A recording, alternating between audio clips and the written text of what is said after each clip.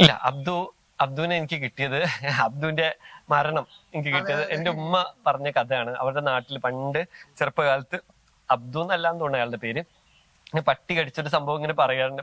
പണ്ടും ഇങ്ങനെ കഥ കേൾക്കലുണ്ടായിരുന്നു. അപ്പോ ആ കഥ എന്റെ മനസ്സിൽ ഇങ്ങനെ കിടക്കുന്നത്. അപ്പൊ ഞാൻ വിചാരിച്ചിട്ടുണ്ടെങ്കിൽ ഏതെങ്കിലും ഒരു കഥാപാത്രത്തിനെ പട്ടി കടിപ്പിക്കണം. അങ്ങനെ ഞാൻ അബ്ദുവിനെ ആ പട്ടിയെ കൊണ്ട് കടിപ്പിച്ചതാണ്. അപ്പോ അന്ന് പറഞ്ഞിട്ടുണ്ടായിരുന്നു ഇങ്ങനെ ഇങ്ങനെയൊക്കെ ആയിരുന്നു റൂമിൽ ഇങ്ങനെ ചെയ്തതും ആ കഥകളൊക്കെ എന്റെ മനസ്സിലുണ്ട്. ഇതിലുള്ള പല കഥകളും എന്റെ ഉമ്മ പണ്ട് ഇങ്ങനെ പറഞ്ഞു കേട്ടിട്ടുള്ള കഥകൾ ഞാൻ ഇങ്ങനെ എന്റെ ബ്രെയിനിലെല്ലാം സ്റ്റോർഡ് ആണ്. അപ്പൊ അതിങ്ങനെ ഓരോ അവസരം കിട്ടുന്ന സമയത്ത് ഞാൻ ഇങ്ങനെ ഓരോന്നായിട്ട് ഇങ്ങനെ എഴുതി വെക്കുകയാണ്.